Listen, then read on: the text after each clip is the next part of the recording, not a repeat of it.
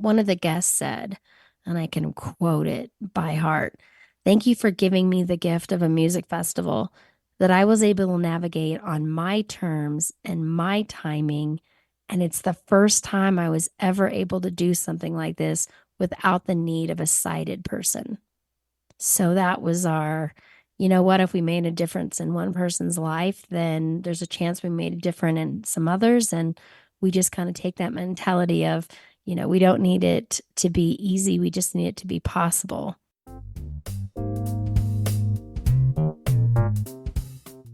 This is the Penny Forward Podcast, a show about blind people building bright futures one penny at a time. I'm Chris Peterson. I'm Mo Carpenter. And Liz is unable to be here today, but she is with us in spirit. And we are excited to welcome to the Penny Forward team and also to the podcast, Shawn Satterfield of Shine Music. Shine Music is a nonprofit organization that produces the Shine Music Festival, a radically accessible live music event in Colorado that is hoping to serve people with all different types of abilities. It's really interesting, and we're really excited to hear about how it has evolved over the last few years. Shawn, thanks for being here. Oh, thanks for having me, Chris and Mo. Tell us about yourself and your connection to the disability community, if you would, please. Yeah, I actually did not have any association with the disability community, which I think is actually the problem. How this kind of adventure started was I love live music. It's my happy place. I think it's really the only place that you can go and nothing else matters other than that shared experience, that, the collective community that it creates. So even just for a few hours, we get to put everything aside, all of our differences aside, and just share in that moment. And I kind of suddenly realized that the ADA sections, while a lot of individuals, myself included at one time, thought, wow, that's really great. They get awesome seats and that must be great. They don't have to get in line. They automatically get these front row or wherever.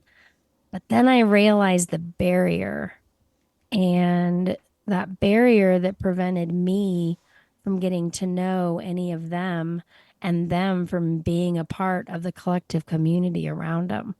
So that's kind of what I set out, thought it could be done differently. And so now we just finished our third annual Shine Music Festival. Can you tell us a little more about yourself and kind of where you've come from? I know you talked about Shine Festival, but how about yourself? Yeah, I live in the mountains of Colorado, about 10 minutes away from my sanctuary, aka Red Rocks Amphitheater. And I have a 30-year-old son and a husband and two dogs, two cats. And I've been in the enterprise web development space for most of my career, working with large enterprise companies. And I started Shine Music, which is a 501(c)(3) nonprofit, in 2019. As I started digging into the world of accessibility, I really pivoted my focus to digital accessibility from a professional standpoint and became a certified trusted web tester and pivoted from the overall web development side of it to making sure that the websites that are being created are inclusive for all and accessible for all. The nonprofit is kind of taken a hold of everything and has become really my central focus in everything since our first event, which ended up being in 2021 due to the pandemic. So, yeah, I love technology. I love live music, and Shine Music kind of puts it all together for me. What I think is really interesting about this conversation is that Penny Forward was kind of beginning in 2019, and so was Shine Music, and the pandemic had a big part to play in both of our growths, I think. But what I'm curious to know is, can you talk about the process of forming Shine Music and sort of how it's evolved since 2019 and particularly talk about the challenges you overcame and how you overcame them. Yeah, absolutely. There were definitely challenges trying to start a nonprofit that evolved or revolved around live music during a time when all of that was shut down was definitely a hurdle that we hadn't planned on. But there was kind of a unique thing that it gave me personally was as someone who in 2019 I saw 51 concerts. So we don't talk about the financial aspect of that. It is definitely an addiction to go see live music. And suddenly 2020 hit and I was gone. And what I realized from missing music in 2020 was that it was actually very mentally unhealthy for me. I didn't have that escape. I didn't have that kind of combination of exercise, energy, new friends, new memories. It kind of gave me a even greater appreciation for my mission to make sure that everyone has access to the power of live music. As I said, I wasn't in the music industry. I'm just a fan. I'm someone who goes to a lot of shows. So the whole concept of why would I do this? There are people out there who could do this without even, really lifting a finger. And I probably spent 6 months. I don't know about you, Chris, but when you go to start a nonprofit, there's a lot of what whys and what and how. And I really probably spent 6 months of just questioning why I was doing it. And it became very clear to me that the reason this is my purpose is because if I can do it, then there's really no excuse for anybody, right?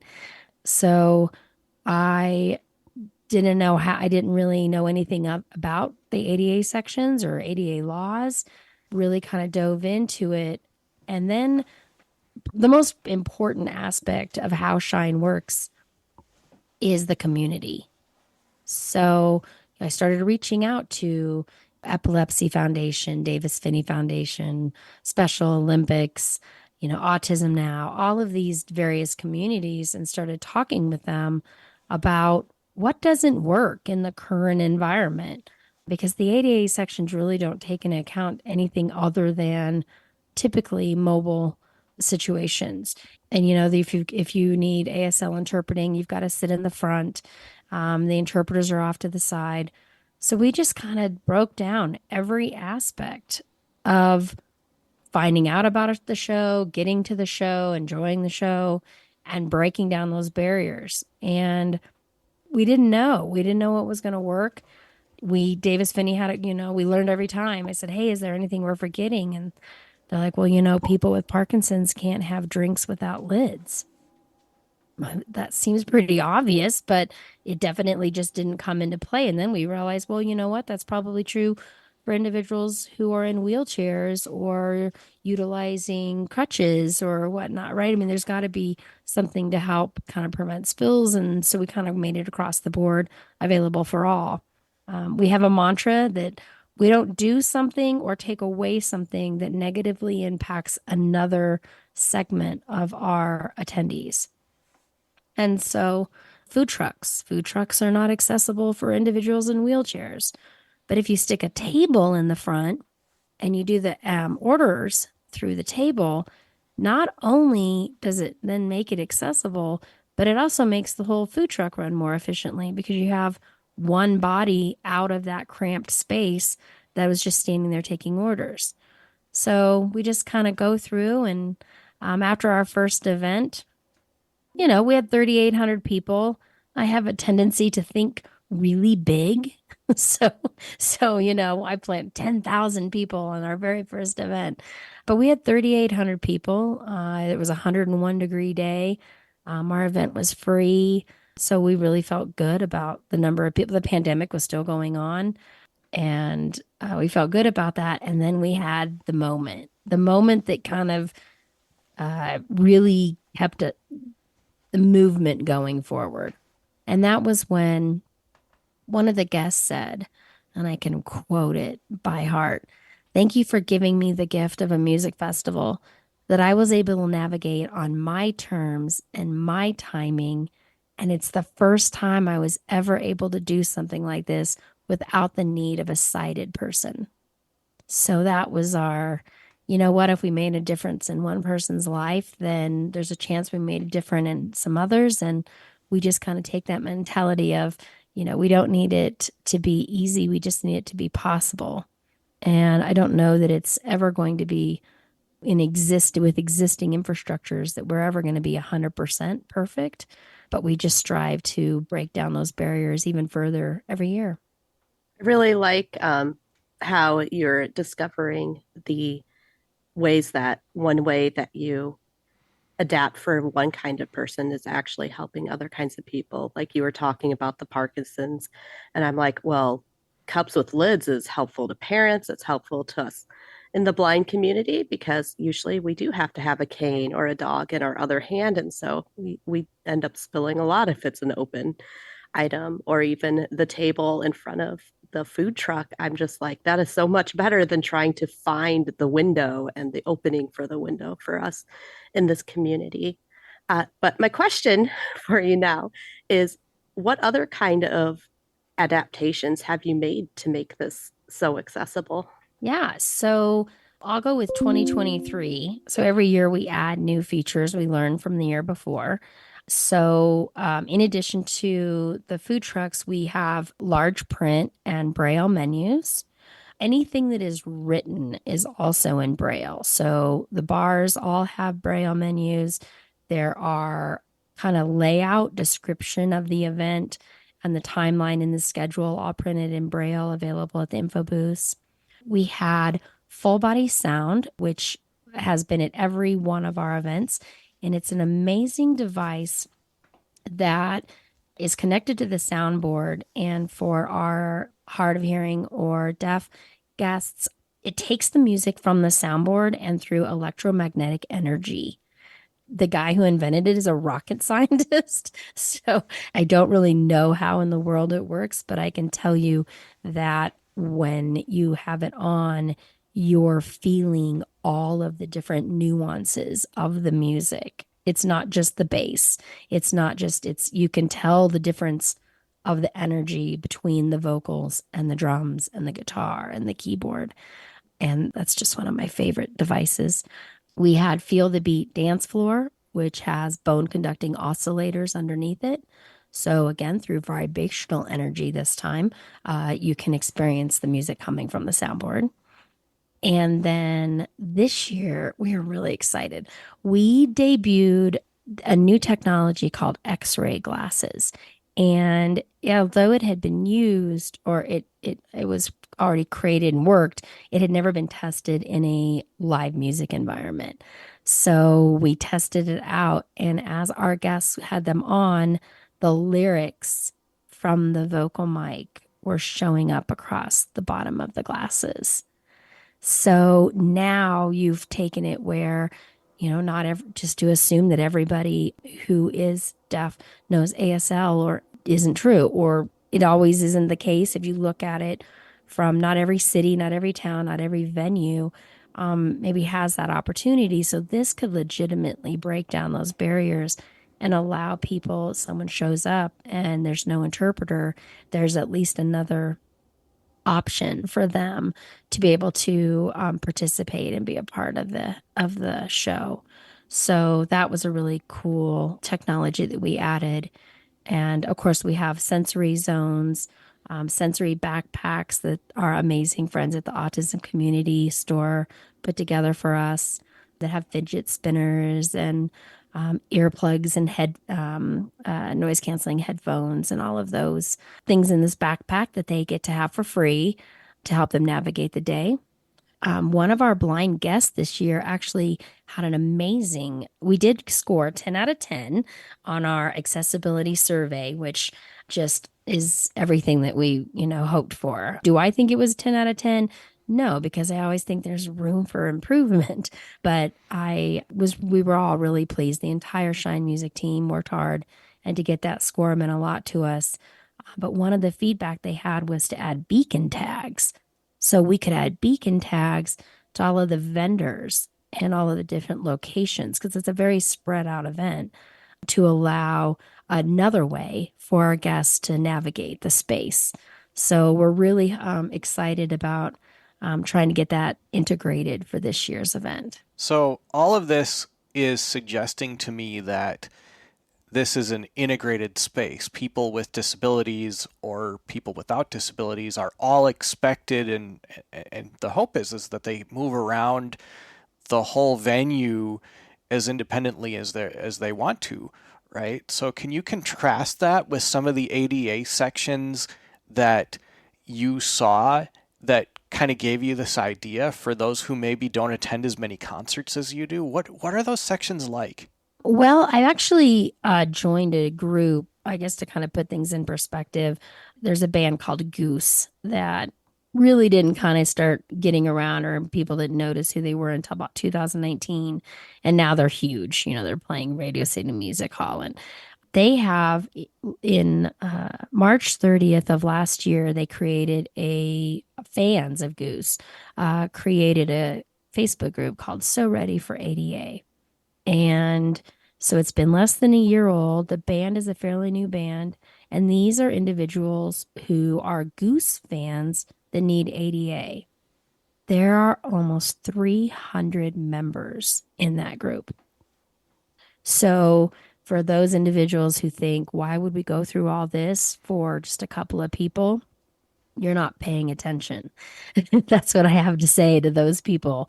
It's not that individuals didn't want to come, it's that they gave up on anyone taking their needs into consideration or even communicating what those provisions were. So for me, from an outsider, right, you see they're usually the ADA sections, they allow for the person to have one guest with them. They are usually really great seats. But what they have to go through to get those, they're not always, because they're up close, the promoters don't necessarily want those seats to be empty. So you end up finding that those seats are then sold to individuals that don't need ADA. And like I said, I don't know about when I kind of had that aha moment, I had about 38 friends with me. How would I ever pick one to be with me? Like, I want all of them to be around me. I kind of said this to someone the other day. My chosen family, right? My friends, the people that I spend the majority of my life with, all of them I've met through music. And if I was in the ADA section, I wouldn't have met any of them. And some people may love the ADA section. So it's like, great, but can we just maybe change it a little bit? Can we maybe just think outside of those minimalistic ADA laws? And what can you do to expand on that so that if there's someone rocking out over in the ADA section and I happen to be passing by, man, I want to introduce myself. I want to dance with them. I want to bring them into the community, the collective community. And that's really, I think, that until you really start looking at it, then you just don't notice. There's an ADA section. It's not your section, and that's it. As I talk to more and more people who require those ADA sections to enjoy live music, I hear the other side of it, and that it's if you have two tickets to in ADA and you can't go, guess what? You can't transfer those tickets to another individual that has ADA needs. Can't transfer them. So there's not, it really comes down to communication. Communication is education. And if everybody would just communicate more between the fans and ADA needs and the promoters, the event staff, I think it could be done. A dramatic change could be made just by communicating. Sort of reminds me of discussions that we should have finished by now about race, where it is separate but equal, really equal. And now we're having some of those same discussions about disability. Yeah. I guess I was pretty ashamed at how little I knew. And, you're like, oh, the ADA laws. Well, I guess minimalistic is the best way to put it. People just do the bare minimum to get by. They look at it from a legal standpoint rather than a human standpoint. I just think it's flawed. I think it's flawed to its core. And we could dive down so many rabbit trails with that, but we are running low on time. So I know you mentioned the beacons, but what else can we expect for Shine Music Festival this year? Yeah, we're always looking, for new technologies. One of the things we are also going to do is last year we brought in the music therapy section and a space, and it was so successful. And what was awesome about it was there were just all these different various instruments, and people could come up and start jamming. There were musicians that played. We had Felix Pastoris and Harry Waters and the band from Sun Squabby and Neil Evans, and they would just pop it out there and they'd pick up an instrument and they'd be playing and the kids are playing. It was awesome. And then they would have talks about how music inspires and encourages and is healing. And so what we're going to do is this year we're going to add more adaptive instruments. So there's some amazing, Swallow Hill is a nonprofit organization here in Denver, and they offer music lessons, and they're just a really great organization. They've been around forever, and I want to work with them about getting additional adaptive instruments. So good to give people the opportunity to play an instrument for the first time.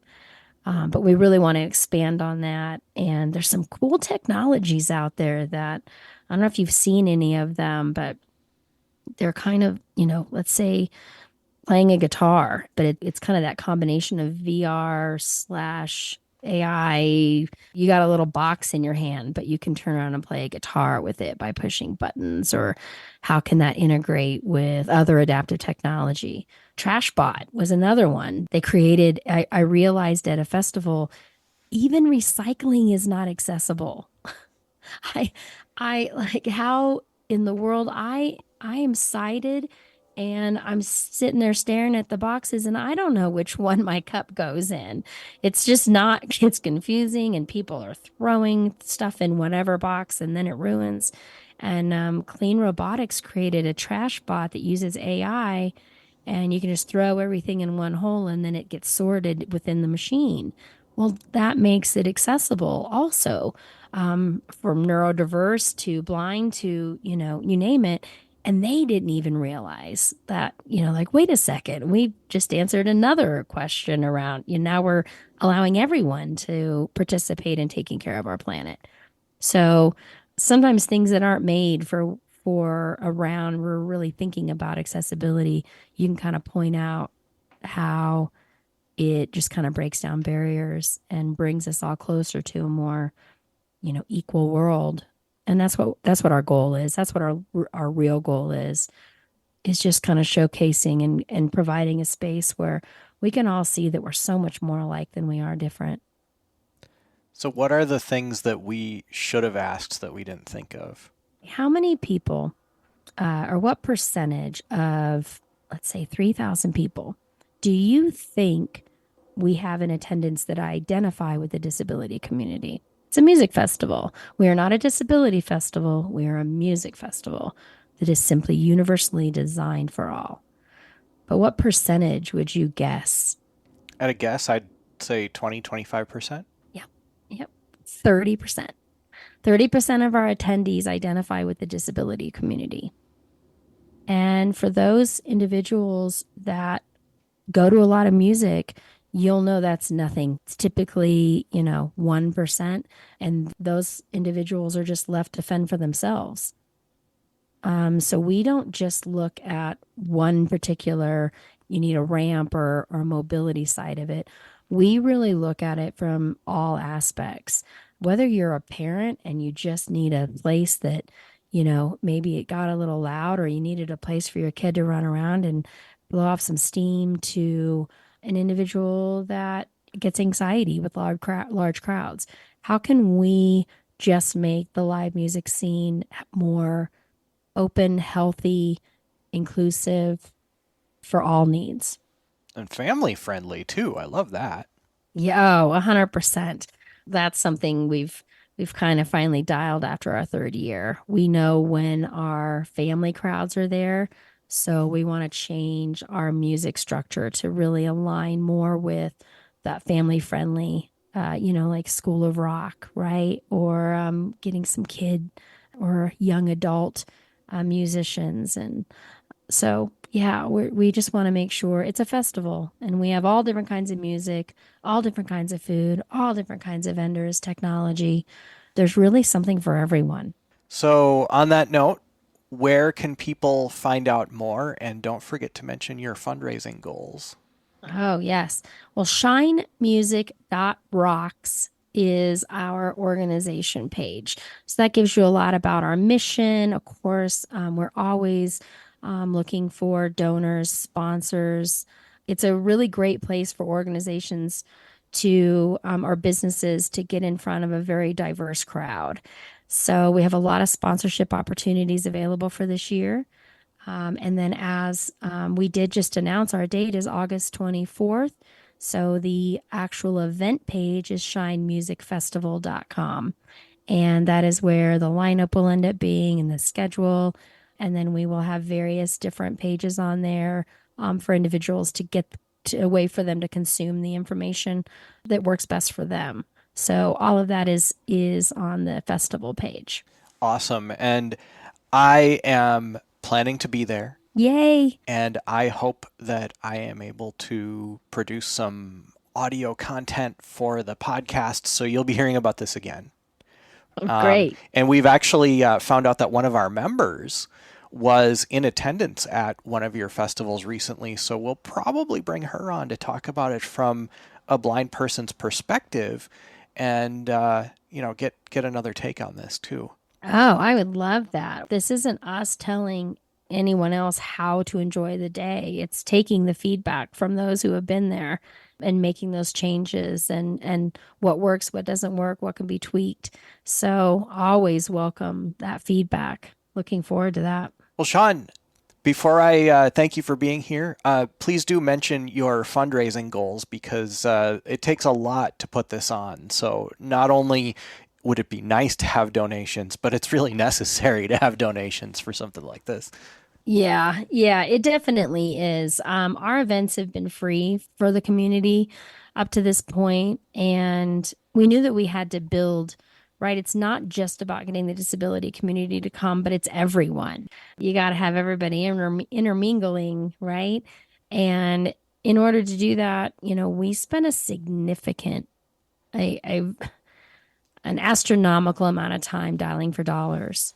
We always start at ground zero every year. We have to start over with that $0 amount in the bank and because we spend everything we have, all of our team is volunteers. We have no paid staff and it gets to a point where there's only so much you can do and we know what we want to do and what we want to accomplish and that's going to require money.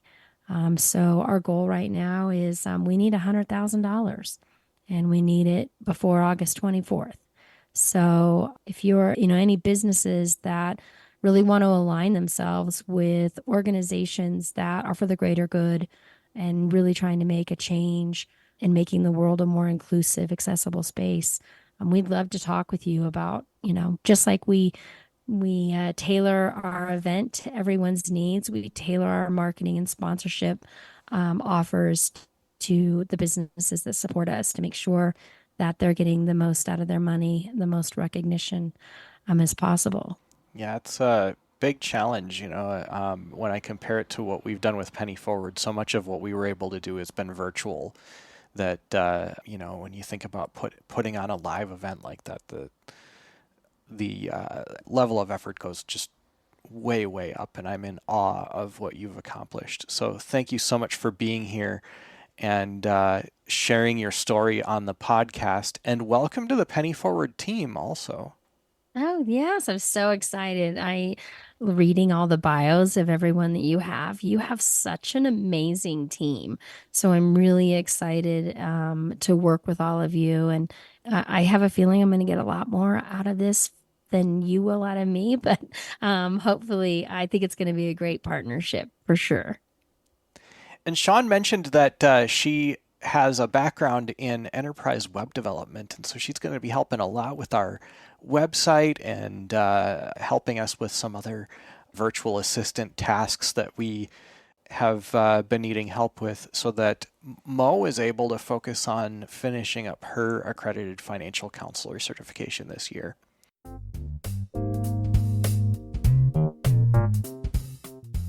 The Penny Forward podcast is produced by Chris Peterson and Liz Botner, with assistance from Mo Carpenter. Audio editing and post-production is provided by Brynn Lee at superblink.org. Transcription is provided by Anne Verduin, and the music is composed and performed by Andre Louis. Penny Forward is a nonprofit organization whose mission is to help blind people navigate the complicated landscape of personal finance through education, mentoring, and mutual support.